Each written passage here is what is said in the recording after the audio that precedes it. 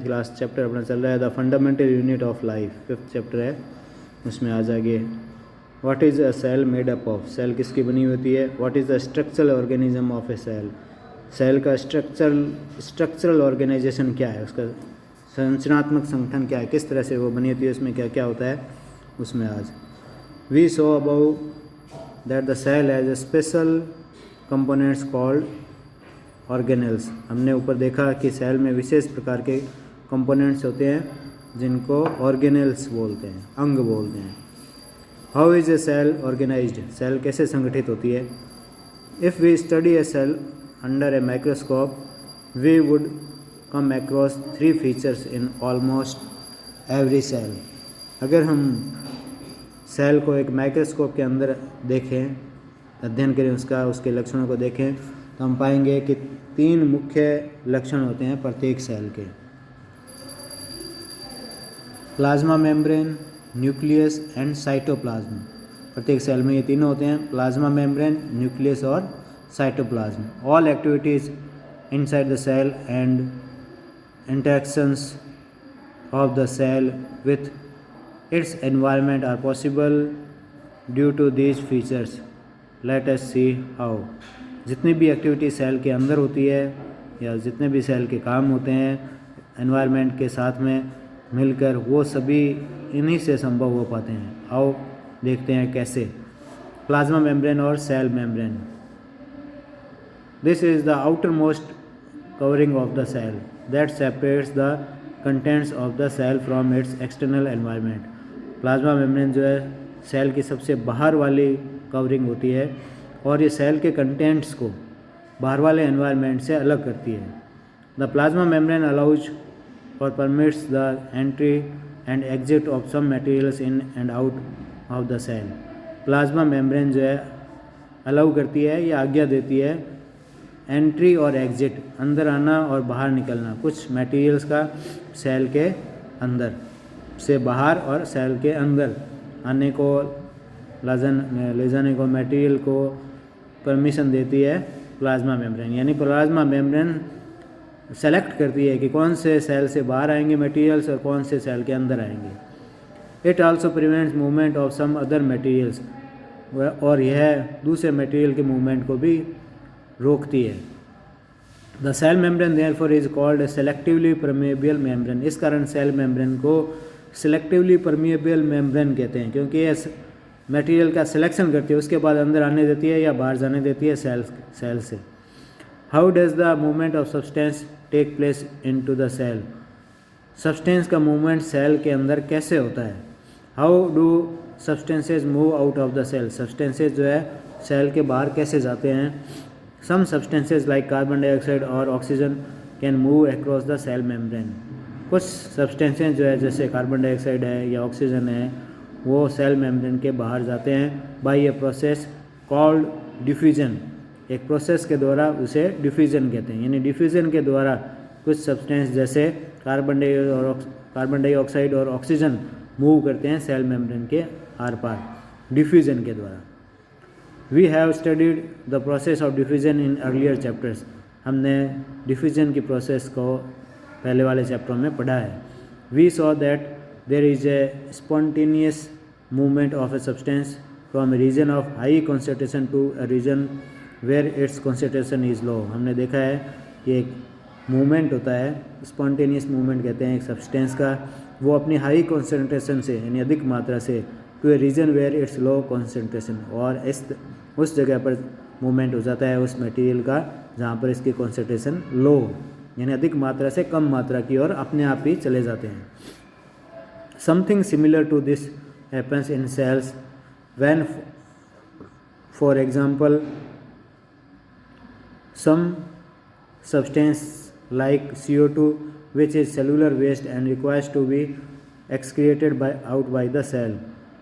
कुछ ऐसे ही घटनाएं सेल के अंदर होती है, जैसे एग्जाम्पल के लिए CO2 जो होता है, जो वेस्ट होता है सेल का और उसको बाहर निकालने की आवश्यकता होती है। Accumulates in high concentration inside the cell, जब उसकी सेल के अंदर मात्रा ज़्यादा हो जाती है। In the cells external environment the concentration of CO2 is low as compare to the inside the cell. और एनवायरनमेंट में जो बाहर एनवायरनमेंट होता है उसमें कॉन्सेंट्रेशन CO2 की लो हो जाती है सेल के अंदर की तुलना में।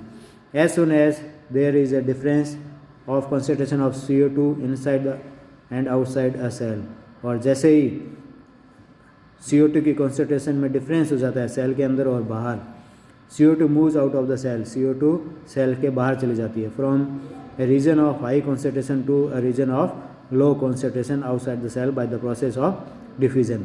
और CO2 जो है अपनी अधिक मात्रा से कम मात्रा की ओर सेल के बाहर चली जाती है डिफ्यूजन के द्वारा। Similarly O2 enters the cell by the process of diffusion when the level of concentration of O2 inside the cell decreases। उसी तरह O2 भी सेल के अंदर चली जाती है डिफ्यूजन के द्वारा जब O2 का कॉन्सेंट्रेशन जो है सेल के अंदर कम हो जाता है। Thus diffusion plays an important role in gaseous exchange between the cells as well as the cell and its external environment। इस तरह से डिफ्यूजन एक महत्वपूर्ण भूमिका निभाता है गैसों के एक्सचेंज में सेल के अंदर और सेल के बाहर और अंदर, बाहर के और अंदर के वातावरण में भी डिफ्यूजन के द्वारा गैसियस एक्सचेंज होता है। Water also obeys the law of diffusion. Water भी इस नियम डिफ्यूजन के नियम का पालन करता है। The movement of water molecules through such A selectively permeable membrane is called osmosis. Water का मूवमेंट सेलेक्टिवली मेम्ब्रेन के द्वारा जब होता है तो उसे ऑस्मोसिस बोलते हैं। The movement of water across the plasma membrane is also affected by the amount of substance dissolved in water। Water का जो मूवमेंट है प्लाज्मा मेम्ब्रेन से वो उसमें घुले हुए मात्रा के ऊपर भी निर्भर करता है कि पानी में कौन सी चीज़ें घुली हुई है, उसके ऊपर भी वाटर का मूवमेंट जो है वो इफेक्ट होता है या प्रभावित होता है। Thus osmosis is the passage of water from a region of high water concentration through a selectively permeable membrane to a region of low water concentration till equilibrium is reached। इस तरह से osmosis एक ऐसा water का transformation होता है osmosis के द्वारा, जहाँ से वाटर अपनी हाई कॉन्सेंट्रेशन से लो कॉन्सेंट्रेशन की तरफ सेलेक्टिवली परमेबल मेम्ब्रेन के द्वारा चला जाता है जब तक कि इक्विलिब्रियम नहीं हो जाए, यानी बाहर और अंदर पानी की मात्रा समान नहीं हो जाए तब तक ये मूवमेंट वाटर का चलता रहता है। What will happen if we put an animal cell और a plant cell on to a solution of sugar और सॉल्ट इन वाटर। क्या होता है जब हम एक एनिमल सेल और प्लांट सेल को एक शुगर और सॉल्ट इन वाटर वाले सोल्यूशन में रख देते हैं, यानी एक पानी में घुला हुआ शुगर है, सॉल्ट है और उसमें हम एक प्लांट सेल या एनिमल सेल को रख देते हैं, तो क्या होता है? One of the following 3 things could happen. इन तीनों में से एक चीज़ हो सकती है। पहला है first, if the medium surrounding the cell has a higher water concentration than the cell, meaning that the outside solution is very dilute. अगर ऐसा मीडियम हो जिसमें सेल के अंदर हायर वाटर कॉन्सेंट्रेशन हो और इसका मतलब है कि बाहर का जो सॉल्यूशन है वो डाइल्यूट है, the cell will gain water by osmosis. इस समय सेल जो है पानी ले लेगी ऑस्मोसिस के द्वारा। Such a solution is known as a hypotonic solution. ऐसा सॉल्यूशन हाइपोटोनिक सॉल्यूशन कहलाता है। Water molecules are free to pass across the cell membrane in both direction. Water molecules जो है वो एकदम मुक्त होते हैं सेल मेम्ब्रेन के दोनों तरफ आने जाने के लिए। But more water will come into the cell than will leave. इसलिए सेल के अंदर पानी जो है वो ज़्यादा आएगा जितना कि बाहर जाएगा। The net overall result is that water enters the cell. अंतिम परिणाम जो निकलता है कि वाटर के अंदर सेल एंटर कर जाता है। The cell is likely to swell up, और सेल जो है वो फूल जाती है। Second, if the medium has exactly the same water concentration as the cell. अगर मीडियम ऐसा हो कि इसका कॉन्सेंट्रेशन सेल के जैसा हो, एकदम वैसा ही जैसा सेल के अंदर है वैसा ही बाहर हो, there will be no movement of water across the cell membrane. इस तरह से सेल मेम्ब्रेन के आर पार कोई भी वाटर का मूवमेंट नहीं होगा, वाटर मूवमेंट नहीं होगा, यानी ना अंदर जाएगा ना जाएगा बाहर। Such solution is known as isotonic solution. ऐसा सॉल्यूशन आइसोटोनिक सॉल्यूशन कहलाता है। Water crosses the cell membrane in both direction. Water जो है सेल मेम्ब्रेन के दोनों तरफ आता जाता है, but the amount going in the same as the amount going out, so there is no overall movement of water. लेकिन जो पानी की मात्रा जो अंदर जा रही है उतनी ही बाहर आएगी, तो ओवरऑल मूवमेंट जो है वाटर का नहीं होगा। The cell will stay the same size, cell जो है उसी साइज़ की बनी रहेगी। If the medium has a lower concentration of water than the cell, अगर मीडियम सेल का कॉन्सेंट्रेशन, सेल के अंदर का कॉन्सेंट्रेशन कम होता है, medium has a lower concentration of water, medium का कॉन्सेंट्रेशन जो है वाटर का वो कम होता है देन द सेल की तुलना में, meaning that is very concentrated solution, इसका मतलब सॉल्यूशन जो है बहुत ही कॉन्सेंट्रेटेड है। The cell will lose water by osmosis, इस समय सेल जो है ऑस्मोसिस के द्वारा पानी खो देगी, पानी बाहर निकल जाएगा। Such a solution is known as hypertonic solution, ऐसा सॉल्यूशन हाइपरटोनिक सॉल्यूशन कहलाता है।